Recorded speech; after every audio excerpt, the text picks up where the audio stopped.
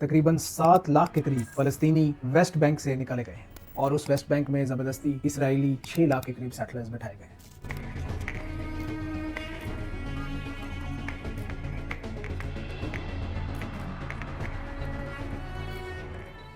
अस्सलाम वालेकुम दोस्तों, आज हम एक ऐसी सरजमीन की बात करेंगे जहां ज़मीन, तारीख, तहजीब और ईमान का एक हसीन इम्तजाज है। तकरीबन 100 साल से फ़लस्तीनी अपने ही घरों से बेघर हैं और ये जिदोजहद की एक ऐसी अजीम दास्तान है जिसको कभी फरामोश नहीं किया जा सकता। 1947 से लेकर आज तक वो वहीं पे काबिज है। तकरीबन 50 लाख के करीब फ़लस्तीनी पनाहगुज़ीनों की तरह रहने पे मजबूर हैं और 20 लाख के करीब फ़लस्तीनी मकबूजा गज़ा की फिस्तायत में ज़िंदगी गुजार रहे हैं कि पता नहीं कब बम फटे और वो जान गवा बैठे। इसमें औरतों और बच्चों की कोई तफरीक नहीं। आपको व्हाट्सएप पे, सोशल मीडिया पे, यूट्यूब पे रोज दर्द भरी आवाजें, कहानियां, चीखें, चिंगाड़े नजर आती रहेंगी, लेकिन आप पूरी दुनिया के ममालिक से सिर्फ अलामती मुजम्मती ऐलानों के अलावा कुछ नहीं सुनेंगे। क्या ये यूएन चार्टर की और ह्यूमन राइट्स ऑर्गेनाइजेशंस की खुली खिलाफवर्जी नहीं? मेरा नाम राशिद मलिक है, मैं एक ब्यूरोक्रेट हूँ और एजुकेटर हूँ। आज हम यही टॉपिक डिस्कस करेंगे। तारीखी एतबार से हम फलस्तीनी मामले को, इस इशू को देखते हैं कि ये कैसे खड़ा हो। 1917 में ब्रिटेन की तरफ से बेलफोर्ड डिक्लेरेशन आया। इससे पहले ज्यूज, क्रिश्चियंस और मुसलमान ऑटोमन एम्पायर यानी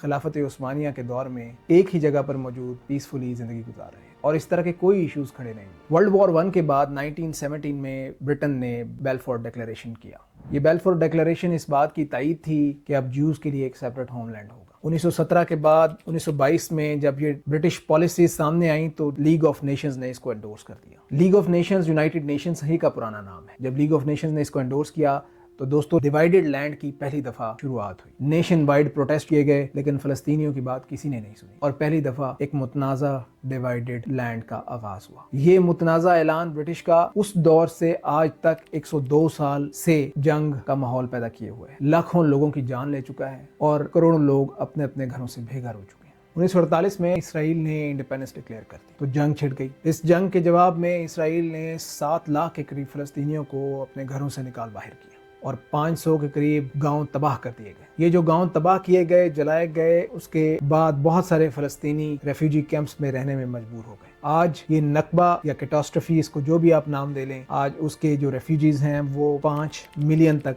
हो चुके हैं और ये पूरे मिडिल ईस्ट में फैले हुए हैं। 1967 में इसराइल ने एक और जंग छेड़ी जिसमें इसराइल ने फलस्तीनियों पर बेतहाशा जुल्म किया। कुछ अरब ममालिक ने फलस्तीन का साथ देने की कोशिश की, लेकिन इसराइल की अमेरिकन सपोर्ट इतनी ज़्यादा थी कि इसराइल फिर भी भारी रहा। गाजा स्ट्रिप हो, वेस्ट बैंक हो या ईस्ट जेरूशलम हो, यहाँ 60 दिन इस जंग के असरात ये हुए कि फलस्तीनियों को घर से बाहर निकाल दिया गया और इन जगहों पे ज़बरदस्ती इसराइली सेटलर्स आके बैठ गए। तकरीबन 6 लाख के करीब इसराइली सेटलर आज भी वहाँ मौजूद है, जबकि ये इलाका फलस्तीनियों का। और जो फलस्तीनी इन एरियाज के करीब रह रहे हैं उनकी रिस्ट्रिक्टेड मूवमेंट्स हैं और कब उनकी ज़मीन पे, उनकी जान पे कब्जा हो जाए उन्हें मालूम ही नहीं। अब गजा में रोज़ बरोज़ ज़िंदगी कैसे गुजरती है, डेली लाइफ के बारे में डिस्कस कर लेते हैं। तकरीबन 20 लाख के करीब गजा की आबादी है। इस 20 लाख की जो आबादी है इसके ऊपर टाइट कंट्रोल है और ब्लॉकेड की सूरत हाल है। यूएन ने इसी के बारे में ओपन एयर प्रिजन कहा है। तकरीबन 4000 के करीब गजा के सिविलियंस को आज तक 2007 से अब तक मारा जा चुका है और हजारों की तादाद में बच्चों को भी कत्ल किया गया। गजा की 70% पॉपुलेशन सिर्फ ह्यूमैनिटेरियन एड के साथ गुजारा कर रही है, जो टाइम एंड अगेन जिसकी सप्लाई खत्म कर दी जाती है। गजा की आबादी जो है वो बुनियादी ज़रूरियात जैसे पीने का पानी, तालीम और सेहत की रसाई से महरूम है। इसके अलावा वेस्ट बैंक का तज़किरा कर लेते हैं। West Bank total military control में है इसराइल के। वेस्ट बैंक में जुल्म और बर्बरियत की ये इंतहा है कि जिसको चाहे इसराइली फोर्सेज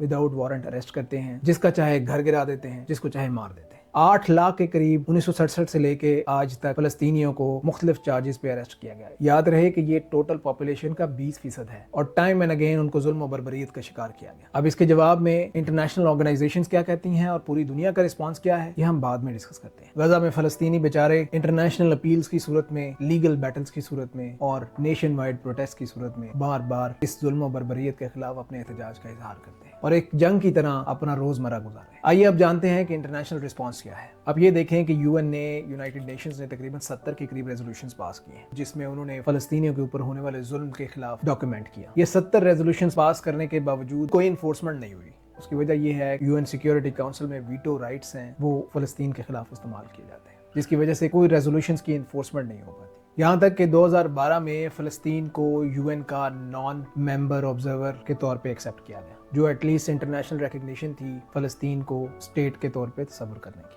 لیکن آج تک اسرائیل یونائٹڈ نیشنز کی کسی بھی انفورسمنٹ کے سامنے زیر نہیں ہوا۔ انٹرنیشنل کرمنل کورٹ نے 2021 میں اسرائیلی کرائمز کے اوپر، وار کرائمز کے اوپر انویسٹیگیشن سٹارٹ کی، لیکن اس کا بھی کوئی خاطر خواہ نتیجہ نہ نکلا۔ انٹرنیشنل ہیومن رائٹس آرگنائزیشنز نے ٹائم اینڈ اگین ڈاکیومنٹ کی ہیں رپورٹس اسرائیل نے جو فلسطین میں بربریت، ظلم اور وار کرائمز کیے ہیں، لیکن آج تک اس کا بھی کوئی رزلٹ نہیں۔ پوری دنیا میں پروٹیسٹس ہیں، فنڈامنٹل رائٹس کے اوپر ڈیبیٹس ہو رہی ہیں، لیکن فلسطینیوں کا پرسان حال کوئی نہیں ہے۔ فلسطین میں سچویشن جوں کی توں ہے اور اسرائیل کا قبضہ اسی طرح قائم دائم ہے۔ اس کرائسس کے چلتے جس کو ہم نے ڈسکس کیا، اس کا کوئی سولوشن بھی ہوگا، کوئی طریقہ ہوگا اس کو فکس کرنے کا بھی۔ آئیے اب اس کو ڈسکس کرتے ہیں۔ سب سے پہلے 1967 سے پہلے کی جو بارڈر لائنز تھی ان کو ری ڈرا کیا جائے، ان کو ری ڈرا کر کے سیٹلمنٹ کو دوبارہ سے ری ڈیفائن کیا جائے۔ 60% فلسطینی پیس ریلیٹڈ ایشوز یہیں سے سیٹل ہو جائیں۔ اس کے بعد غزہ کی اسٹرپ پہ جو بلاکیڈز ہیں ان کو ختم کیا جائے، UN اور OIC کی جوائنٹ فورس بنائی جائے جو اس کی مانیٹرنگ کرے اور ان زونز میں پیس کو اسٹیبلش کرے۔ ویسٹ بینک سے سیٹلمنٹس کو دوبارہ ری سیٹل کیا جائے اور کمپنسیشن آفر کی جائے۔ جو سیٹلرز دوبارہ واپس اسرائیل میں جائیں ان کو ان کے rights of citizenships proper دی جائیں، اور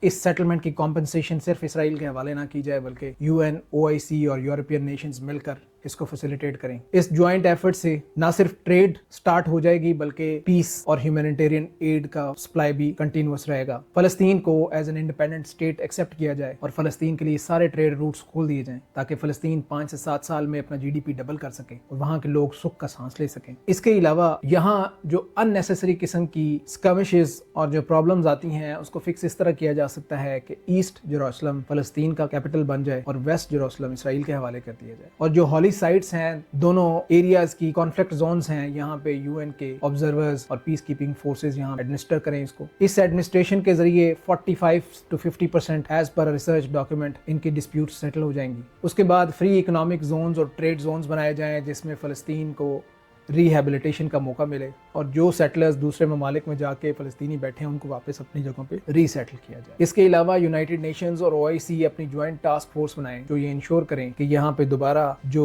ری ڈرائنگ آف بارڈر لائنز ہے اس کی وائلیشن نہ ہو اور فلسطین کی سوورنٹی کو ایکسیپٹ کیا جائے۔ اس کے علاوہ فلسطین اور اسرائیل دونوں کے درمیان ٹریٹی سائن کی جائے آرمز کنٹرول کی، کہ آرمز کو لمیٹائز کیا جائے تاکہ پیس اسٹیبلش کیا جائے اور کسی بھی قسم کی ایکسیس اور کسی بھی قسم کی ایسکلیشن سے بچا جائے تاکہ ریجنل پیس بھی اسٹیبلش ہو۔ اس پیس سے نہ صرف فلسطین اور اسرائیل کو فائدہ ہوگا بلکہ مڈل ایسٹ اور عرب سٹیٹس کو بھی بہت فائدہ ہوگا، اور یورپین سٹیٹس مسلسل اس کی مانیٹرنگ کریں تاکہ اس ایریا میں پیس سے پوری دنیا میں ایک امن کا پیغام جائے۔ ناظرین، آج کی اس ویڈیو میں ہم نے ڈسکشن کی، یہ سیر حاصل ڈسکشن تھی جس میں ہم نے فلسطین کے ایشوز، فلسطین میں جو ہیومن رائٹس وائلیشنز ہوئی ہیں، انٹرنیشنل کرائسس سچویشن جو بنی ہے، UN کی ریزولوشنز جن کو امپلیمنٹ نہیں کیا گیا، اور ان ایشوز کے سیٹلمنٹ کیا ہیں، ان کے سولوشنز کیا ہیں، روبسٹ کی سولوشنز کیا ہیں، وہ سب ہم نے ڈسکس کیے۔ آئی ہوپ آپ کو ویڈیو پسند آئی ہوگی۔ اگر آپ کو یہ ویڈیو اچھی لگی ہو تو لائک اینڈ شیئر کیجیے گا، اور اس چینل کو CSS اینڈ بیونڈ کو سبسکرائب کیجیے گا تاکہ ہم دوبارہ آپ کے لیے اسی طرح کی پروڈکٹیو، انگیجنگ اور ایجوکیشنل ویڈیوز لاتے رہیں۔